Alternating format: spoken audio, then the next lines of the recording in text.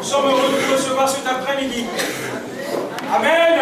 Amen. Nous sommes dans la joie d'être ensemble et de louer le Seigneur, de le remercier pour ce qu'il a fait. Et ce matin, cet après-midi, on va baptiser Thomas et Robin. Et c'est pour ça qu'on est là. Ils vont témoigner leur foi vis-à-vis de leur Dieu, publiquement.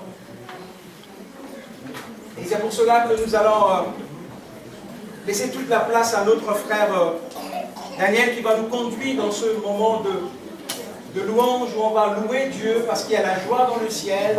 On va adorer Dieu. Amen. Que le Seigneur vous bénisse. Les jeunes, venez sur le banc, s'il vous plaît. Venez sur le banc. Soyez pas timides. Allez.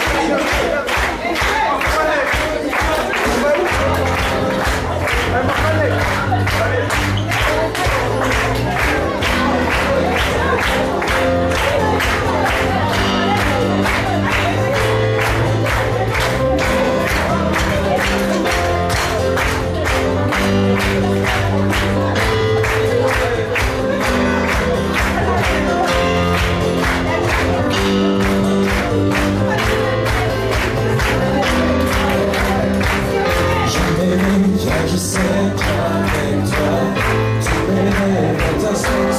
Je veux vivre ma vie. Pour toi, j'ai pris ma décision. Tu me relèves, tu me montres, tu me réveilles. À jamais j'aime ton amour, car tu m'as révélé. Oh Dieu, comment est perdu. Tous ensemble, chantons le soleil. Le soleil.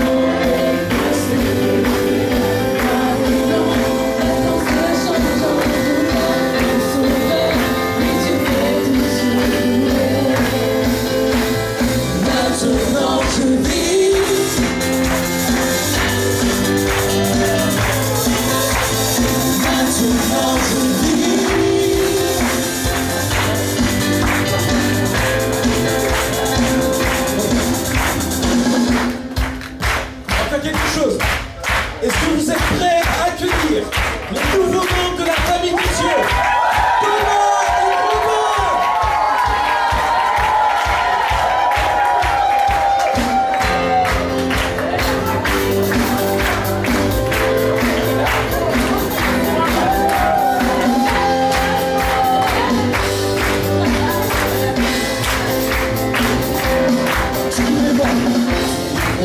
Tu es là près de moi, ton amour m'a guéri, et moi la vie avec toi, tes souvenirs de moi, je choisis. Tous ensemble, vois le soleil. Vois le soleil passer, vois le blanc, je chante dans la douleur, le soleil, et je fais tout maintenant je vis.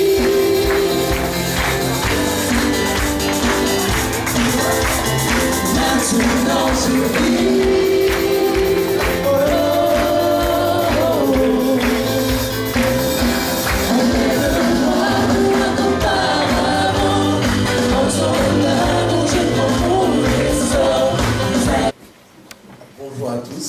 Donc déjà merci beaucoup d'être venus, c'est vraiment sympa de votre part. Donc je me présente, je pense que tout le monde me connaît. Donc je m'appelle Thomas. Oui, t'as raison. Je m'appelle Thomas, j'ai 16 ans. Donc je vais vous parler de ma vie, une infime partie de ma vie, parce que si je parlais de toute ma vie, on n'aurait jamais le temps. Si je suis là devant vous, c'est parce que Dieu m'a donné la vie et il a permis que je témoigne de son amour en ma faveur. Donc en quelques mots, je suis issu d'une famille chrétienne où les parents suivaient et suivent Jésus jusqu'à aujourd'hui. Je pense à ma mère. Ouais, maman, c'est toi. Parce que là, ma vie allait très bien. Je suivais le Dieu de mes parents et mes moniteurs m'avaient donc appris. Je pense à tous les moniteurs que j'ai eus. Merci à eux. Mais à l'âge de 8 ans, j'ai commencé à développer une relation avec Dieu.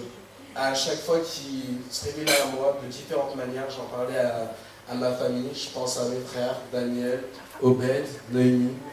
Et j'en parlais aussi à ma mère, ou sinon je priais seulement avec ma mère. Depuis mes 7 ans, ma mère est devenue une sorte de mentor spirituel. Donc, c'est-à-dire elle a toujours été là pour moi, celle qui me guidait, celle qui m'encadrait, c'était une sorte de prof à la suite du départ de mon père. Même si c'était difficile depuis le départ de mon père, et ben, on a toujours essayé de continuer à garder ce rythme de prier, de lire la Bible. Plus tard, en grandissant, je grandis normal, je suis au collège et tout. Et entre la 3e et la 4e, plutôt 4e et 3e, j'ai commencé à avoir cette flamme qui s'éteignait, la flamme que j'avais d'avoir une relation avec Dieu, elle s'éteignait petit à petit. Et en 2018, je me rappellerai toujours, je participais à un camp qui s'appelle DNJ. Et clairement, je n'étais pas venu à DNJ pour développer ou refaire de nouvelles choses avec Dieu. C'était surtout pour voir un de mes amis que je n'avais pas revu depuis un petit moment. Et faire de nouvelles choses avec Dieu, ce n'était pas vraiment dans mon top 1, on va dire. Et du coup, j'étais venu à DNJ, j'étais blessé au genou droit. Et pendant l'une des soirées, il y a un pasteur, durant la soirée ciel ouvert, il a fait un appel pour les personnes qui étaient blessées. Et moi, depuis un moment, j'avais toujours cette fâcheuse habitude de me lever à chaque fois qu'il y avait un appel avec mes amis, petite révélation. Et à la fin de chaque appel, j'étais après le seul qui recevait rien, quoi, parce que je ne le faisais pas parce que j'en avais besoin, mais juste pour suivre le mouvement. Et ce jour-là, à DNJ, durant la soirée de ciel ouvert, je voulais faire les choses de moi-même. Donc je me suis levé de mon plein gré. Et j'ai suivi les instructions qui étaient claires et simples, qui étaient de toucher la partie dans laquelle on était blessé, donc mon genou. Donc je l'ai touché. Et de prier. Et c'était la première fois que je priais avec autant de conviction de me dire, si je prie, je vais être guéri. Et devinez quoi?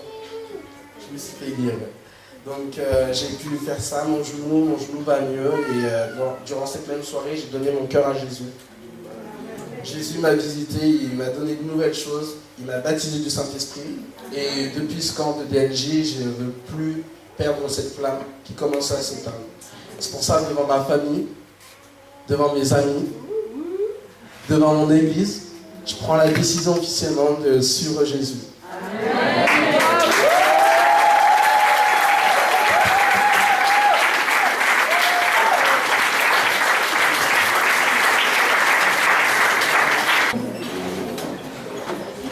Voilà. Nous venons de passer un moment très personnel, très important pour Ruben et Thomas. On ne naît pas chrétien, mais on le devient. Amen. Et ça, c'est très important. Vous avez écouté les témoignages de Thomas et Ruben, qui sont nés dans une famille chrétienne. Maintenant, arrivé un moment, il faut qu'eux-mêmes, ils prennent leur décision qui va déterminer leur futur dans l'éternité. Et ça, c'est très important. Quand on a écouté Thomas, il nous a dit que sa maman lui a donné l'exemple, lui a montré des valeurs. J'étais un peu ému en réalisant de voir ces enfants qui ont considéré ces enseignements des parents, qui ont valorisé cela, et que l'Esprit de Dieu associe à ces conseils et a touché leur cœur. Et c'est très important de voir que Ruben qui va dire que je ne veux pas décevoir ma maman. Voilà, pour moi, non pas seulement il ne veut pas faire ça pour montrer à sa maman qu'il aime, mais néanmoins la crainte de Dieu qu'il a et l'amour qu'il a pour sa maman, il veut honorer Dieu à travers de sa maman. C'est ça. Et le Seigneur a agi. Et comme la Bible dit que le baptême c'était un engagement de bonne conscience, ça veut dire que chez nous, on ne baptise pas les enfants, on baptise que les adultes, parce que les adultes, ils savent ce qu'ils font, ils savent ce qui va impliquer après, parce que Ruben et Thomas, ils savent qu'après leur baptême, ils ont pris un engagement, ils ont signé une charte, ils doivent respecter. Ils ont dit à Dieu, on va te suivre toute notre vie, c'est-à-dire qu'ils ont dit, ils sont engagés devant Dieu et devant l'Église. Et Et cet engagement, Dieu l'a signé cet après-midi. Également dans l'éternité. On va lire 2 versets. Je ne veux pas être trop long cet après-midi. Le premier, ça se trouve dans le 1 Jean. Jean au chapitre 1 et verset 12. Jean au chapitre 1 et verset 12, qu'est-ce que la Bible nous dit?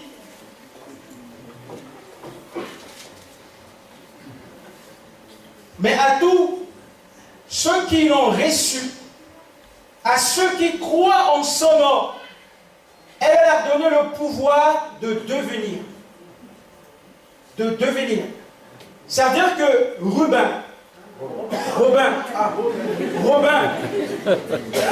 et Thomas, ils ont pris cet engagement, ils ont décidé, et Dieu leur a donné le pouvoir de devenir maintenant enfants de Dieu. Ils rentrent maintenant, ils font maintenant la partie de la famille de Dieu. Parce que quand on va voir dans Marc au chapitre 16, le verset 16, Jésus va donner 2 conditions.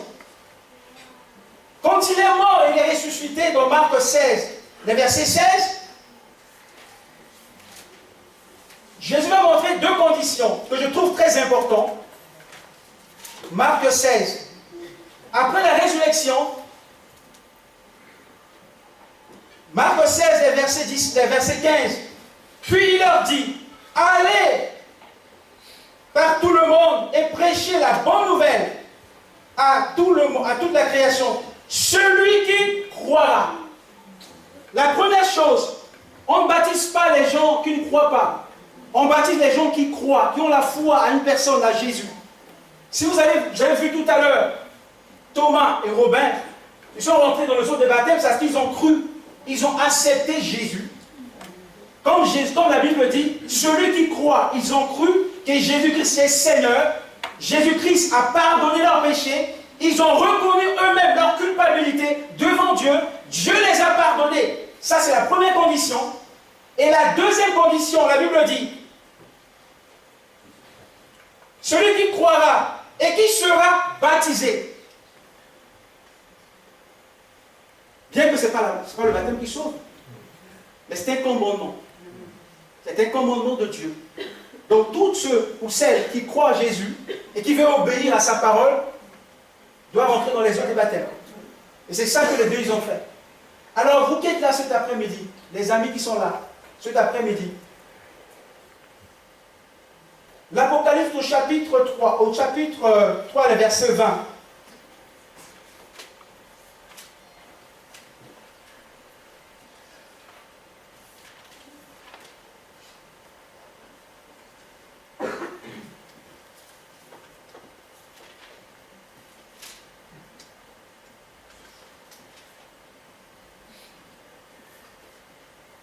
Apocalypse 3.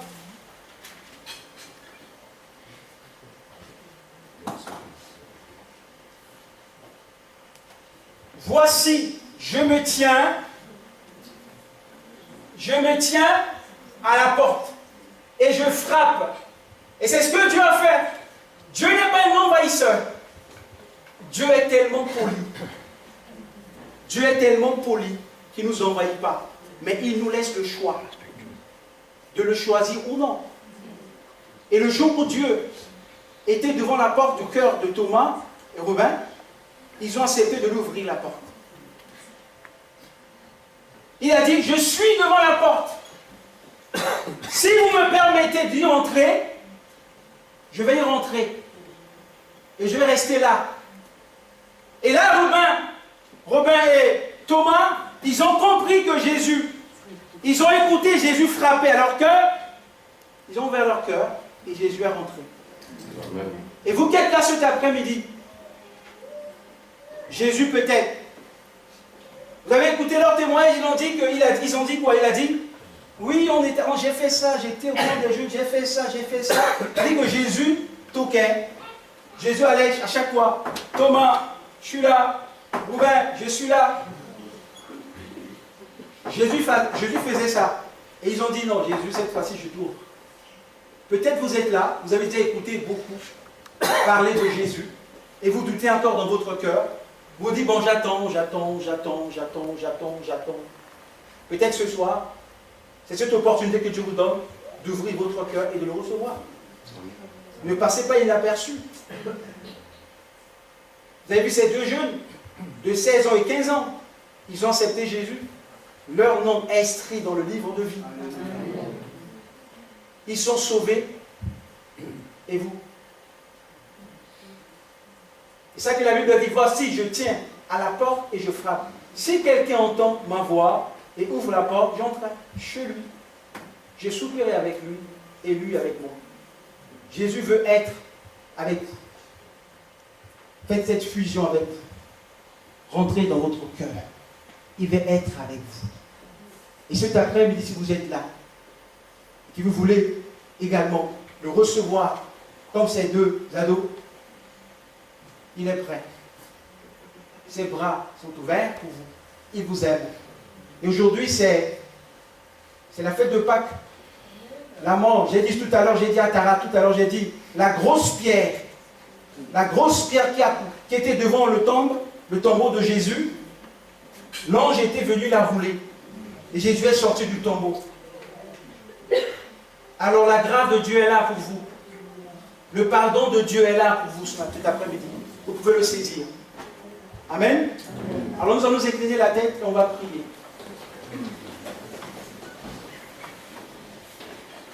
Tout simplement, je vais vous demander si vous voulez qu'on puisse prier ensemble. Là où vous êtes, vous élevez juste votre main. Et on va prier tout ensemble. Parce que Dieu attend de dire oui à son appel. C'est votre décision qui déterminera votre éternité. Amen. Béni sois-tu, Seigneur. On peut prier? Béni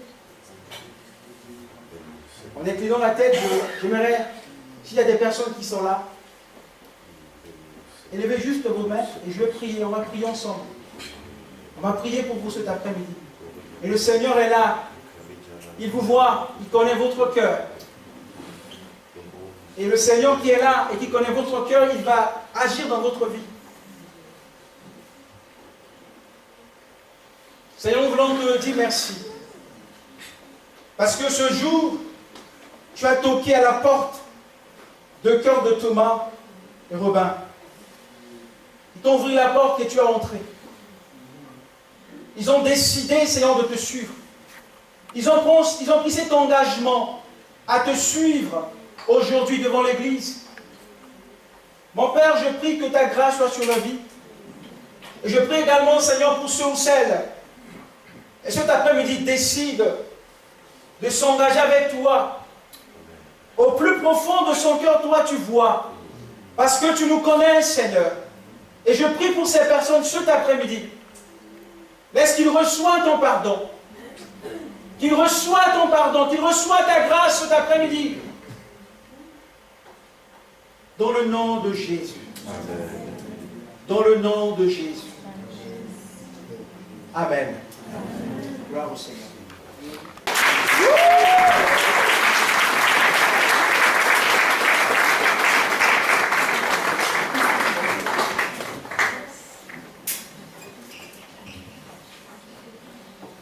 On va bientôt terminer. Et tout à l'heure, il y a encore une table qui sera dressée pour passer un moment convivial avant de se séparer. Surtout, voilà, féliciter nos bien-aimés. On m'avait dit à une époque qu'il y a deux choix importants dans la vie. Le choix pour le salut et le choix pour son conjoint. Et lorsque quelqu'un choisit Jésus, la Bible dit d'ailleurs qu'il y a de la joie dans le ciel. Amen. Il y a de la joie dans le ciel. Alors, on ne sait pas comment ça se passe, mais ils se réjouissent au ciel. Alors, je vais faire quelque chose, c'est C'est la première fois que je le fais ici. Aujourd'hui, c'est la Pâque, c'est vrai. Et vous aviez dû entendre au cours de la journée, que ce soit le matin pour ceux qui étaient là, et puis cet après-midi, en disant que Robin et Thomas font maintenant partie de la famille de Dieu. Amen. La mort et la résurrection de Jésus-Christ a beaucoup de signification. Et on ne peut pas tout dire. On ne peut pas tout dire en un après-midi, même en une seule journée. Il suffit de voir tous les livres qui ont été écrits. Mais, voyez-vous, la mort et la résurrection de Jésus, ça signifie aussi une alliance. Une alliance.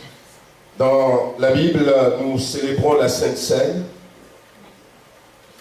La Bible nous invite à continuer à faire cela. Jésus nous dira même, faites-le en mémoire de moi.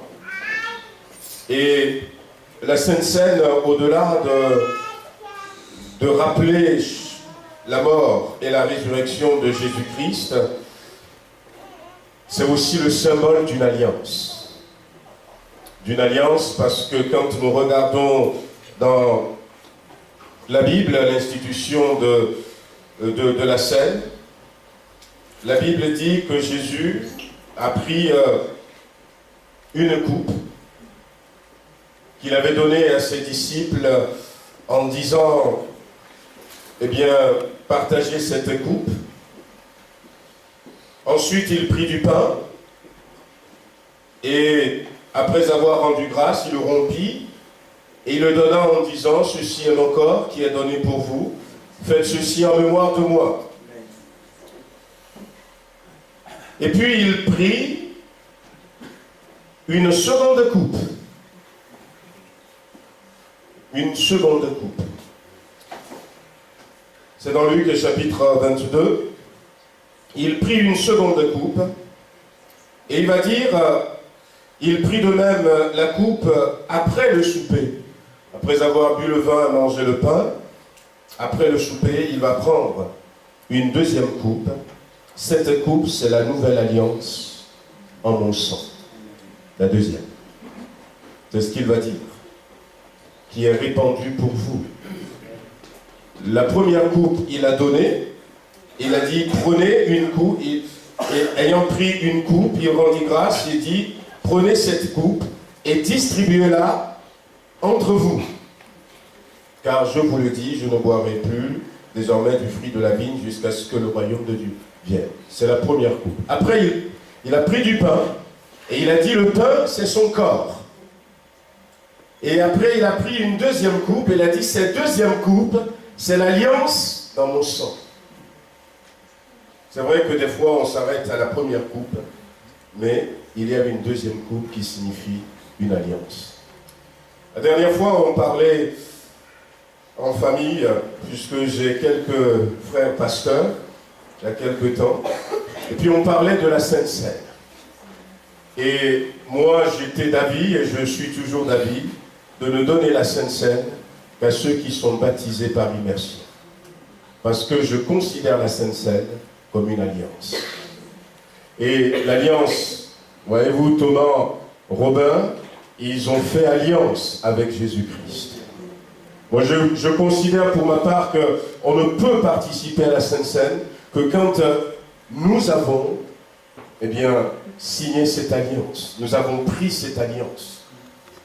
Et chacun a son avis. Moi, j'avais donné mon avis. Il y en a même qui donnent la Sainte Seine à des enfants, qui donnent à tout le monde. Mais moi, je leur disais que, vu que la Bible dit qu'il y a une alliance, il y a une alliance, il y a un mariage, ce serait dommage, eh bien, de donner à tous ceux qui ne font pas partie de cette alliance. Thomas et Robin font désormais partie de cette alliance et nous allons leur faire partager à la Sainte Seine cet après-midi C'est comme ça que nous, on faisait au Togo. Bon, ils étaient un peu plus nombreux que la dernière fois. Je ne sais pas si vous étiez là quand le président venait. Levez-vous. Voilà. On a participé à la spectacle.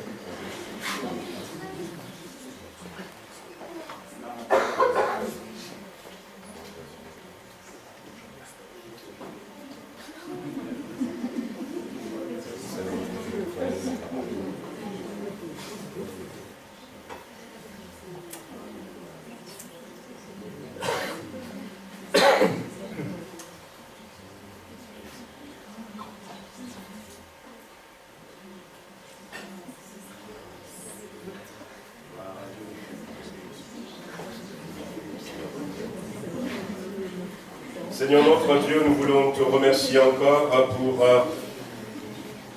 l'alliance dans ton sang qui vient sceller encore cet engagement de Thomas et de Robin.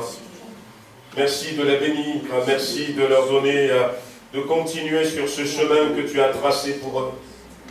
Seigneur, nous prions que tu leur renouvelles dans ton Esprit Saint, que tu les remplis continuellement à nouveau, Seigneur, que tu leur donnes la force. Nous savons que tout n'est pas fini, mais ce matin nous en parlions. Il y aura peut-être des difficultés, il y aura peut-être des moments compliqués, mais même ces herbes amères, lorsque ils la prendront avec le pain sans levain et l'agneau rôti, ils ne sentiront pas l'amertume. Donne-leur, Seigneur, d'aller jusqu'au bout pour toi, et que non seulement ils restent fermes, mais qu'ils soient productifs. Amen. Et qu'au travers d'eux, Seigneur, d'autres personnes viennent à toi. Bénis-les dans le nom puissant de Jésus-Christ. Amen. Amen.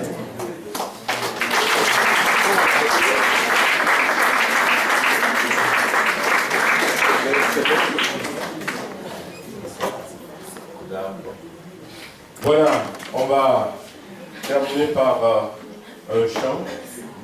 Et puis après, on va se retrouver dans les couloirs pour passer un moment de collation. En tout cas, eh bien, nous sommes heureux de vous avoir. Ce matin, comme cet après-midi, au travers du message, il y a eu un appel qui a été donné en disant si vous voulez donner votre cœur à Jésus, eh bien, je ne sais pas si vous l'avez fait, mais si vous l'avez fait, eh bien, nous vous encourageons vivement à rester dans cette voie. Trouvez une Bible, si vous voulez, on peut vous en offrir.